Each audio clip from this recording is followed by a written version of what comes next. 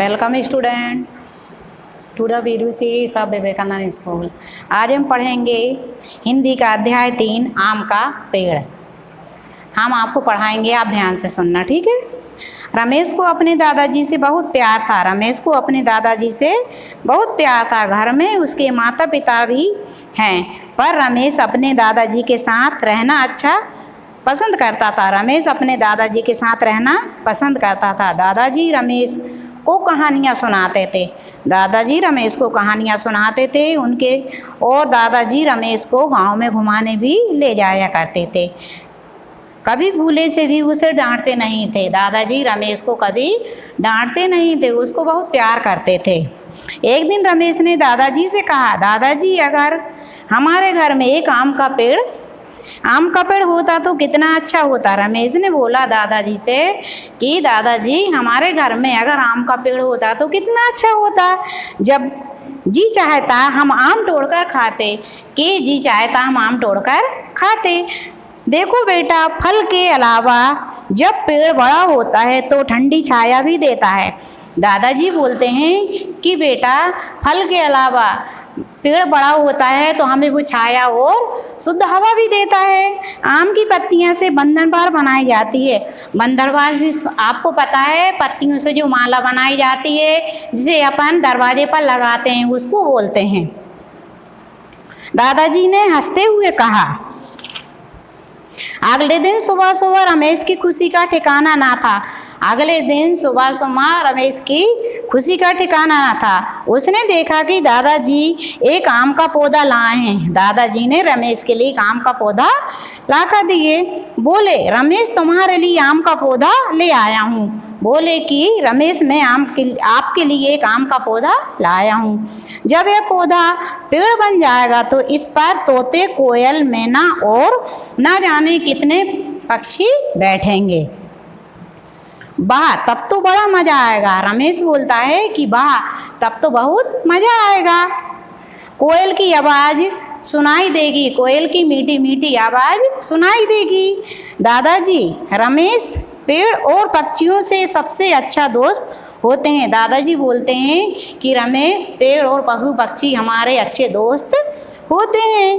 पशु तो पेड़ों पर भी बसेरा करते, पक्षी तो पेड़ों पर भी बसेरा करते हैं। अब रमेश बोलता है, दादाजी पेड़ तो बात नहीं करते, फिर वे हमारे दोस्त कैसे बन जाते हैं। रमेश कौन से बोलता है? दादाजी से। अब दादाजी बोलते हैं कि यह बात ठीक से समझ लो। दादाजी रमेश से बोलते हैं कि बेटा ये बात तुम ठीक से समझ लो। पेड़ वातावरण से जहरीली गैस कार्बन डाइऑक्साइड लेते हैं, जहरीली माने हानिकारक, और हमें साफ हवा यानी पानी ऑक्सीजन देते हैं। हमें साफ हवा और ऑक्सीजन देते हैं। ऑक्सीजन ना तो हम सांस नहीं ले, ऑक्सीजन के बिना हम सांस नहीं ले सकते।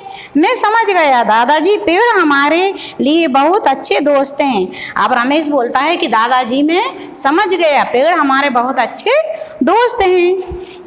समय बीतता गया। रमेश रोज आम के पौधे को पानी देता और धीरे धीरे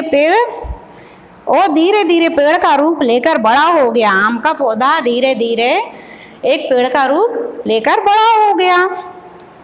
कोयल आकर आम के पेड़ पर कुहू कुहू गीत गाने लगी। कई प्रकार के पशु पक्षी पेड़ पर जमघट लगा रहता। जमघट मीन्स भीड़ लगी रहती पेड़ पर। कई पक्षियों की भीड़ लगी रहती उस आम के पेड़ पर, ठीक है। रमेश बहुत खुश था। रमेश बहुत खुश होता यह देखकर। तभी दादाजी ने गांव जाने का निश्चय कर लिया। दादाजी ने गांव जाने का इरादा कर लिया। निश्चय माने इरादा करना। रमेश अब शाम आम के पेड़ के नीचे बैठकर पाठ याद करता, पढ़ाई करता। उस पे आम के पेड़ के नीचे बैठकर पढ़ाई करता। रमेश के पिता को एक परेशानी थी। आम के पेड़ में जब फल लगते तब बाहर से बच्चे पत्थर मारते। रमेश के पिताजी जो थे उन्हें एक दिक्कत थी कि जब आम के पेड़ में फल लगते थे तो बच्चे बाहर से उसमें पत्थर मारते थे, आम तोड़ने की कोशिश करते थे पत्थर मारकर। रोज रोज इस घटनाओं से तंग आकर रमेश के पिता ने आम का पेड़ कटवाने का निश्चय किया।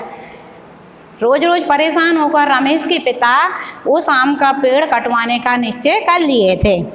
एक दिन पेड़ काटने वाले कुल्हाड़ी लेकर आए। रमेश के पिता एक कुल्हाड़ी लेकर आए। रमेश ने पेड़ काटने से मना कर दिया। रमेश ने उसके पिता से पेड़ काटने लिए मना कर दिया। मैं इस पेड़ को नहीं काटने दूंगा, यह मेरा दोस्त है। रमेश बोला कि पापा, मैं इस पेड़ को नहीं काटने दूंगा, यह मेरा दोस्त है।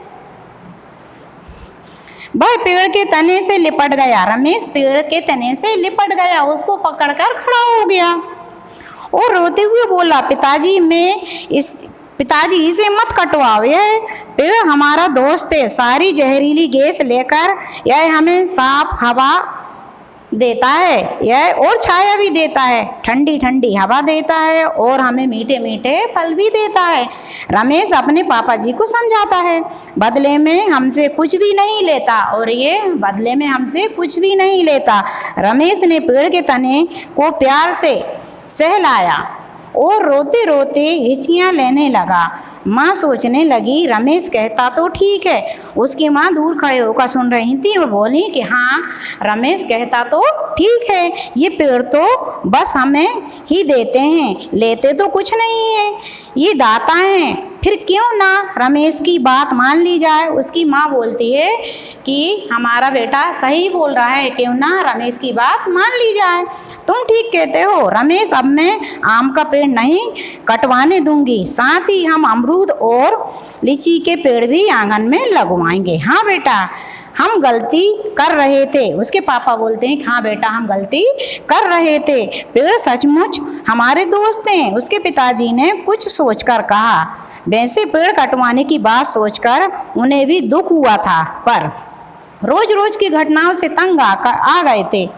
हमारी पुस्तक में लिखा है कि पेड़ पानी बरसाना और बाढ़ रोकने में भी हमारी मदद करते हैं। पेड़ क्या है, पानी बरसाते हैं और बाढ़ के कटाव को भी रोकते हैं। कहते हैं कि कौन बोलते हैं, ये पापा बता रहे हैं उसके। पेड़ कटवाना ठीक नहीं है। माता पिता को मानते देख रमेश खुश होकर बोला, पुस्तक में ठीक लिखा हुआ है रमेश, अब हम पेड़ काटने की गलती नहीं करेंगे। पेड़ से प्यार का रिश्ता जोड़ना ही ठीक है। माँ ने कहा, मेरी अच्छी माँ, मेरे लिए मेरे पिताजी। रमेश ने अपनी माँ का हाथ चूमा और आंसू पोंछकर खेलने भाग गया। आम के पेड़ से कोयल भी खुशी का गीत कूक कूक कर करने लगी। चलिए, आज के लिए बस इतना ही। आपने अच्छे से पाठ सुने और आगे मैं आपको नेक्स्ट वीडियो में इसके प्रश्नों के उत्तर और विकल्प बताऊंगी। Thank you.